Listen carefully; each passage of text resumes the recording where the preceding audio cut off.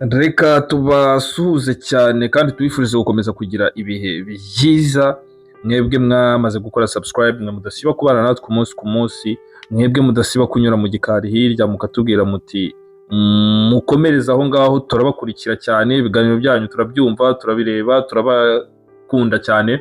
Reka tuvuge tuti Imana ihaze ukwifuza kwanyu kandi humugisha imirimo y'amaboko yanyu. Amen, haleluya, amen. Amen, amen, amen.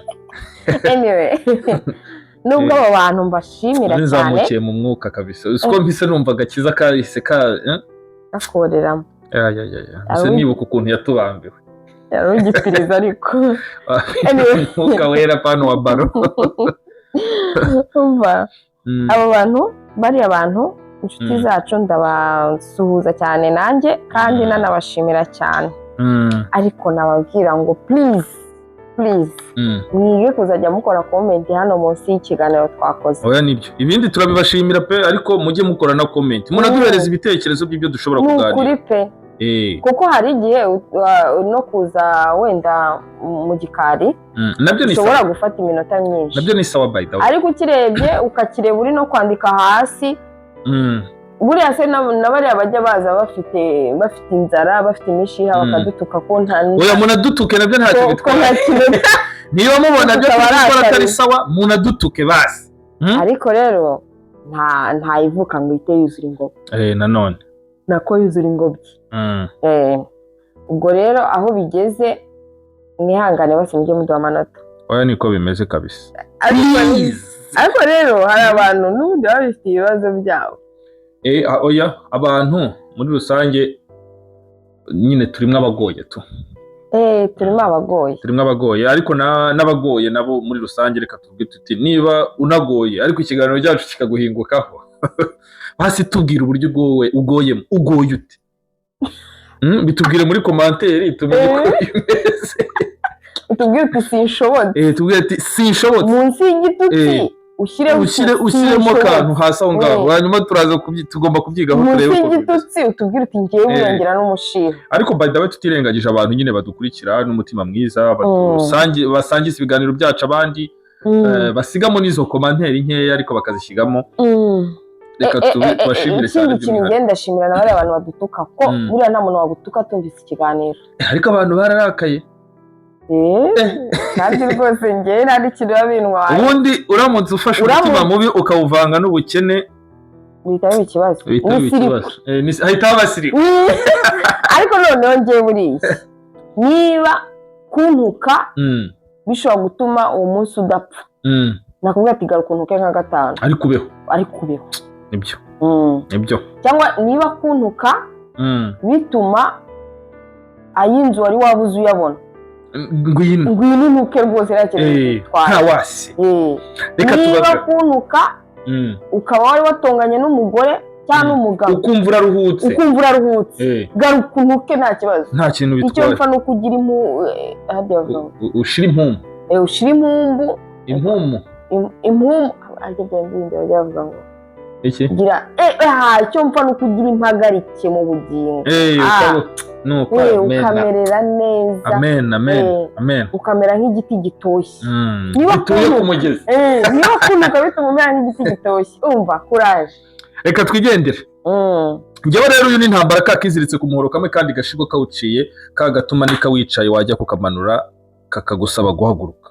Akashaka ko abagore bativuga, ariko njyewe ndi kakara kajya mu ijambo rimwe. Sindi bwivuga ko ndi umugore, ariko ndakara kajya ko wahindutse. Niyo wanuka, abantu bajya banuka. Niyo wanuka urakara nta handi kajya. Ndagira ngo mbatangarize yuko biruhiriza kakiziritse ku muhorosha.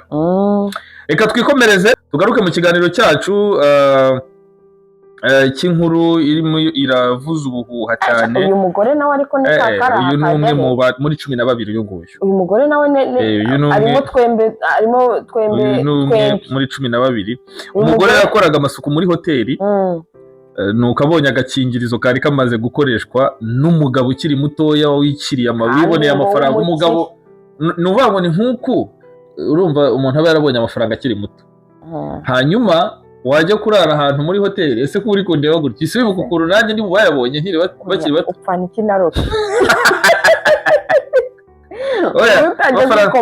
amafaranga ntabwo yishe noneho abantu nk'amwe nimwe muguma mubisubiramo ubushize ko bitubwiye ko twabibonye mugomba kumekinga shuwa ko byabagize bisubiramo rero biba bitutangariza nawe uri kundeba nk'aho wagira ngo urabizi ko atari byo kandi amafaranga ariko rero uko ukomeza ubivuga dore na Rocky yageze amafaranga azagera hasi na Rocky yaje gutya ariko buriya rero ntushobora kumva ukuntu Bill Gates ntureba amafaranga afite buriya ntushobora kumva ukuntu amafaranga yose ya Bill Gates uko angana nta kintu na kimwe antwaye habe na gitoya ukuntu Bill Gates yiyumva afite amamiliyoni yose nanjye niko kuntu mba niyumva ufite igihumbi cyanjye mu mufuka wowe uramurusha uti gute ushobora kuba nanamurusha wa mugari uti gute ubu nkaho ntabwo ugomba kubanza gukodesha abasekirite nose yanjye ndigendera ibyuma kamera zahe nta bintu no muri toilette abafite kamera watagira umusangamo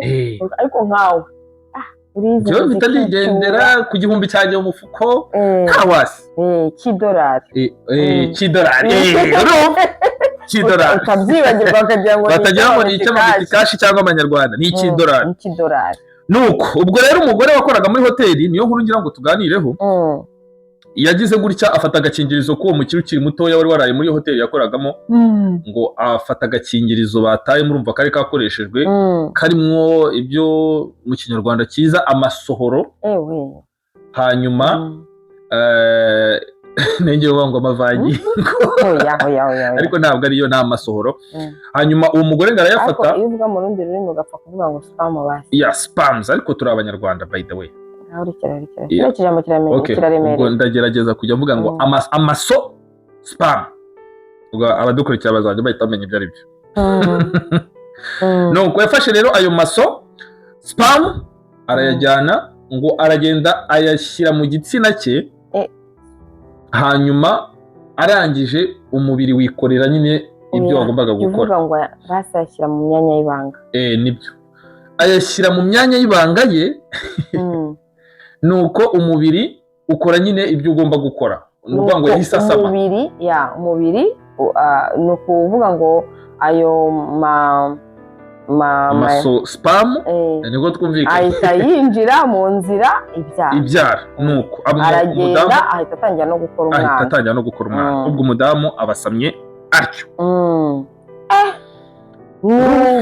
nibyo rero abantu bavuga ariko nibyo abantu bajya bavuga ati hari akaba kariziritse ku muhoro bya nyabyo ubundi mba nshenga hari utwizirikaho bya nyabyo umugore nawe ntakiziritse ku muhoro kandi urukiko rwaje gutegeka ko uwo mugabo w'imyaka 24 yishyura indezo y'umwana $2,000,000 z'amadolari neza ariko si uko byarabaye ni ukuri cyangwa n'ibihuha kugeza ubu inkuru ni ukuri nibyo ibintu bikaze ntabwo ibintu byoroshye abantu bararakaye reka tubanze kwanza dusubire mu nkuru ivugwa umugore w'imyaka 36 ukora amasuku muri hoteli y'i Las Vegas muri Leta Zunze Ubumwe za Amerika yabonye agakingirizo kakoreshejwe n'umugabo wari ukiri muto uri mu myaka 24 ariko ngo w'umuherwe umukire nuvuga ngo yakoresha ku gakingirizo agata muri puberi ya hoteli noneho urya mudamu ukora amasuku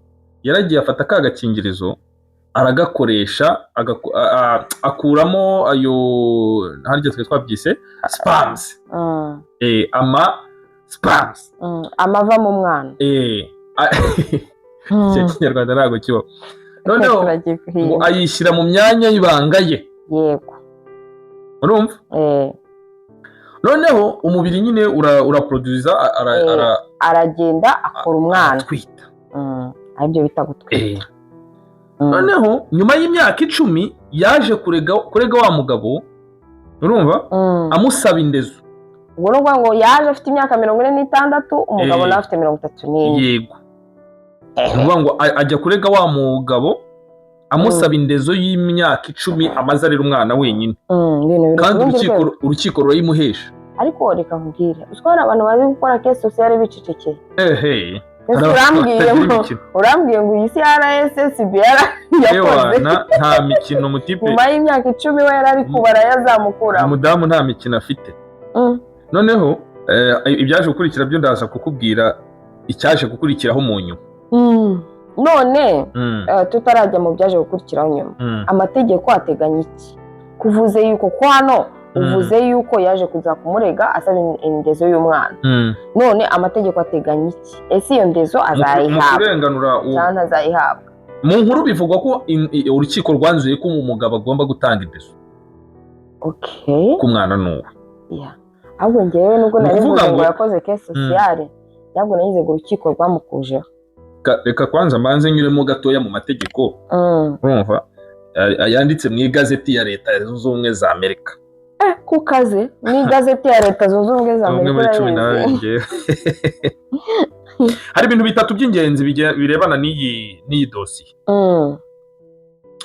Ingingo ya mbere ivuga kuri child support cyangwa se ku ndezo mu mategeko ya USA. Se w'umwana agomba kwita ku mwana we kabone n'iyo uburyo bwo gusama bwaba butari busanzwe. No kuvuga ngo kabone n'iyo papa w'umwana ataba yararyamanye na nyina, bagakoresha buriya buryo bugezweho bwo guhuza intanga. Nta rukiko na rumwe ruzavuga ngo umwana ntiyagombaga kubaho kuko uburyo yasamwe bwari bubi. Ndaguha nk'urugero. Hari imanza aho umugabo yagize imibonano itarashoboraga kwitwa iy'ubushake. Ari nka violence, ari rape, yego ibintu nk'ibyo ngibyo. Urumva? Noneho umwana wasamwe, urukiko rwategetse ko agomba kwishyura indezo uwo mugabo wakoze iyo dosiye, cyangwa umugabo DNA yafashe. Kuko inyungu z'umwana ziza mbere. Niko bimeze. Urumva? Icya kabiri icyitwa privacy right. Privacy rights. Privacy rights. Privacy rights. Mu Kinyarwanda ubwo n'uburenganzira bw'umwana. Uburenganzira ku buzima bwite ntabwo ari ubw'umwana. Umugabo yashobora kuvuga ati umugore yinjiriye mu buzima bwanjye bwite. Umugabo ashobora kuvuga ati umugore yanyinjiriye mu buzima bwanjye bwite. Yanyibye intanga se, ibi mu mategeko bishobora gufatwa nk'uburiganya. Yego. Cyangwa se icyaha cyo kwivanga mu buzima bw'umuntu. Ariko imanza nk'izo ni ingume cyane kandi zikenera ibimenyetso bikomeye. Muri make abatabizi uburiganya ni bya bindi bakunda kwita fraud. Ni fraud. Ubwo ni ukuvuga ngo uriya mugore ni umufroderi. Ubwo yera frodari. Urumva? Ingingo ya gatatu ari nayo nsorezaho kuri ibi bisobanuro twatangaga, cyangwa se ku cy'itegeko kibivugaho. Reproductive rights ni ingingo ya gatatu ivuga ku burenganzira ku gusama no kubyara. Ese umuntu afite uburenganzira ku ntanga ze? Yego. Nk'uko afite uburenganzira ku mutungo we. Nta mategeko menshi abihamya neza, ariko hari impaka zikomeye ku isi yose zituruka kuri icyo kintu. Urumva? Ndumva bitangiye kuntera muzunga. Ibi bisigira abantu ikibazo gikomeye. Ubundi umuntu yakagombye kurindwa n'amategeko cyangwa akarinda amategeko kuri izo spams nk'uko arindwa ku mitungo ye. Bimeze bite? Twarahongeye umuzungu yamfatiye. Ariko teta wibuke ko muri iyo nkuru bavuga ko umugore yahise ahindura ubuzima. Umugore yahise yavuye mu kazi ko gukora muri iyo hoteli, atangira ubucuruzi akoresheje za miliyoni 2 yahawe. Yazihawe n'urukiko. Kuko uvuga ngo ubu ngubu tuvugana yazikenyereho urukiko rwamaze kumuha indezo rero. Bisobanuye ngo ahanga ntibirakemuka niba umuntu ashobora kugira abarinzi bamurindira intanga nk'uko wagira abarinzi bakurindira umutungo. Ubu ni ukuvuga ngo mu bodyguard mu majanse afite abarinzi cyangwa abasekirite bagiye kuzashyiraho n'abasekirite b'intanga. Niko gahunda imeze. Urumva umugore we yaregeye benshi muri iyi minsi yigize bagapfizi. Umugore yaregeye indezo, urukiko rwanzura ko mu myaka 10 uwo mugabo yagakwiye kuba yaratanze miliyoni 2 z'idolari. Biba ngombwa ko uwo mugabo ahita atanga izo miliyoni 2 nk'indezo. Umugore rero yahise areka gukora muri ya hoteli, ahita ashinga business. Ibintu bimeze nk'aya cyakora mana yanjye ibintu bimeze nka za filime z'abanigeriya byarakomeye ni ukuri kw'Imana byarakomeye nyamona ngo biliyoneri ngo maridi ngo Cinderella ngo biliyoneri ngo maridi ngo harya babita ngo cyo babandera ngo apuwa cyangwa se z'abakoreya ngo ise ngo imitungo ngo yapfuye ngo imitungo ngo niba ngo nabandi ibintu iyi nkuru imeze nk'iyashoboka mu bihuha ariko yarabaye ni true story ariko bikanadusigira ibibazo bikomeye wakwibaza ngo umugore yakoze neza cyangwa yakoze nabi nubwo bwose byari ubukene wenda ashaka kuzikura mu bukene ariko yakoze neza cyangwa yakoze nabi umugabo akwiye kwita ku mwana cyangwa amategeko akwiye kumurengera ibi byose wabyibaza ubundi mu by'ukuri ni gute twakemura ibibazo nk'ibi ngibi kuko urabona iyi nkuru niba iri gusirikira mu bantu abandi bana b'abakobwa bazabyiyongoza cyangwa abagore nk'aba ngaba urabona ko uyu mugore na mukuru kuri uyu muhungu umugore yari afite umushinga yabonaga bikomeye hari abandi rero bazabigerageza anyway hari filime y'abanigeriya nabibonyemo